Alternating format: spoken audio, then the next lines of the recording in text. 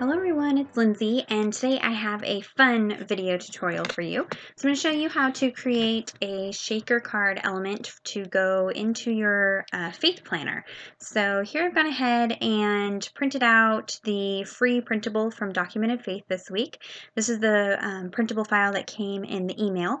If you're not subscribed to that email, be sure to check out the description box down below here on YouTube. I have a link to Documented Faith where you can sign up for that email and you can get these weekly free printables with the devotion. So I've gone ahead and printed that out onto 65-pound cardstock, and I colored the image in using my Inktense pencils. And then since it was on cardstock, I just used a little bit of water to activate the Inktense. And now I'm going to go ahead and ink up the edges of this card with some brush corduroy distress ink. And this card is cut to 4.5 inches wide by 5 inches tall. And I'm just inking up the edges and leaving the center pretty light. Just making sure it's nice and smooth. And there you go. Now I have this other piece here. This one's also cut to 4.5 inches wide by 5 inches tall. And then I cut out a piece in the center so it left a 1/4 inch border or frame. Now when I cut that out, I only cut all the way through on 3 of the cuts. And that way I could leave this centerpiece in there while I ink up the frame. And that just makes it easier since it's such a more delicate piece. It's easier to ink up if you leave the center part in there. Now I probably should have used thicker cardstock for this project, maybe like an 80-pound or 110-pound instead of the 65, but it works out fine. It's okay. I just didn't want it too thick to go into the binder. So once that's all done being inked up, I'm going to go ahead and take my paper trimmer and just finish cutting out that 4th side. So I had just scored it with my X-Acto knife. That way I could see where the cut was, but it would stay in there. So now I have the frame, which will go on the front of my shaker card, just like that. And now we're going to go ahead and begin assembling the shaker element. So I have this clear piece of plastic. This is a transparency sheet, but you could use stamp packaging or any kind of plastic clear packaging. And then here I have some of that iCraft tape. This is the 1/8 inch double-sided tape. And I'm just going to go ahead and put a piece of this on all 4 sides of that frame. And I did go ahead and cut that plastic piece to the same 4.5 by 5 inches. And that'll be the window to our shaker element. I'm just going ahead and sticking that down, making sure that it's adhered really well. And all 4 sides are covered with the tape. I'm just trimming off any excess that might be hanging over the edge. I'm just going to go ahead and pull off those backer pieces.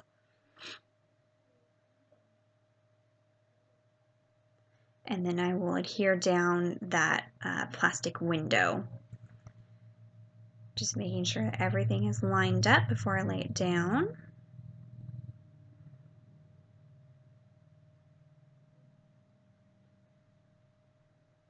Just like that. There you go. So there's the front window for this shaker element.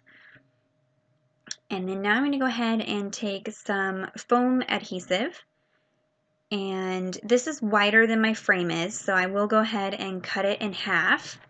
That way it'll fit in just around the frame. And the key to a successful shaker element is making sure that the foam tape completely fills in those edges and there's no gaps. We don't want any of the glitter or sequins or anything like that falling out. So I'm going to go ahead and lay down this piece. And then all the other pieces I'm going to push so they're right up against each other, so there's no gaps or openings or holes that any of the shaker elements could fall out of. And normally I double up my foam adhesive when I do a shaker element, but since this is going into a binder, I didn't want it super thick, so I just used 1 layer of the foam. And I'm just trimming any bits that might be hanging on the other side of that frame. And now for right now, I'm going to go ahead and leave the backer on the tape.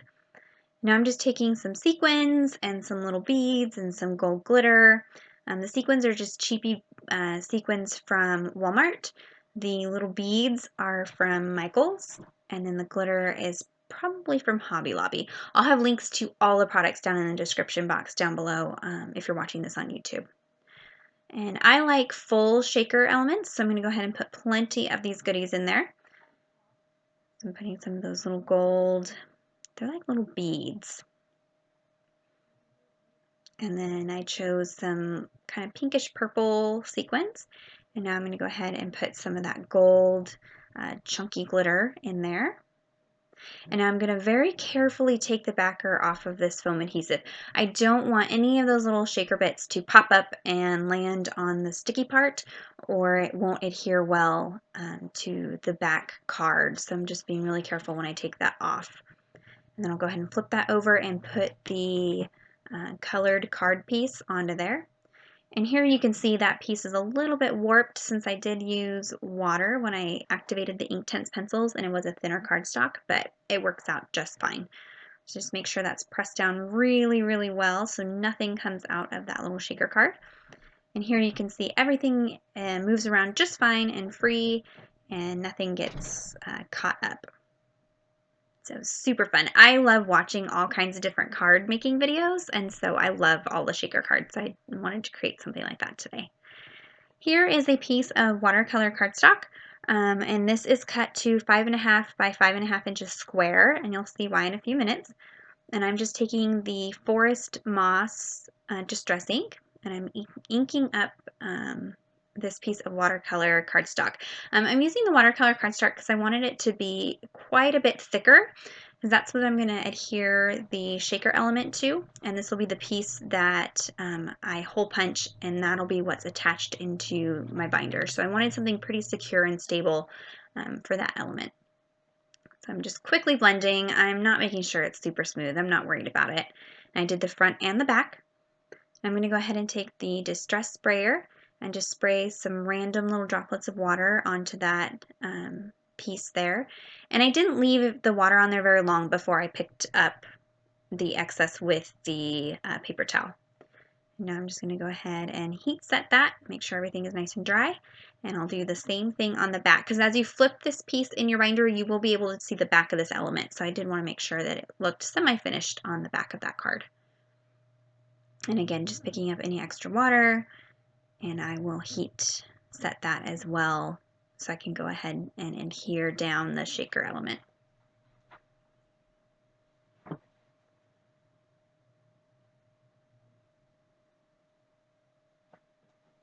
Now I'm going to go ahead and take some permanent adhesive runner to adhere down the shaker piece, and you can see I'm adhering it off to the right, so I'm leaving a little bit of a margin all the way around it on those 3 sides, and then on that 4th side I'm leaving an extra space. That'll be where the hole punching happens there. So I'm just making sure I put plenty of this permanent adhesive on there. Since there was some warping and it is a thicker element, I want to make sure that it sticks really well to that watercolor cardstock. Just going to go ahead and make sure it's all even and stick it down.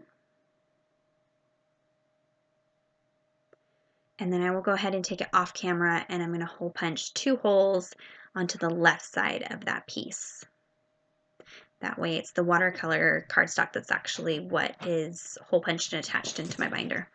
And that's it for the tutorial today. So be sure to check out the description bar down below. It has links and information for all the products used today. And be sure to subscribe to my channel. I have all kinds of fun videos already taped and ready to come out in the next couple weeks. So until next time, thank you so much.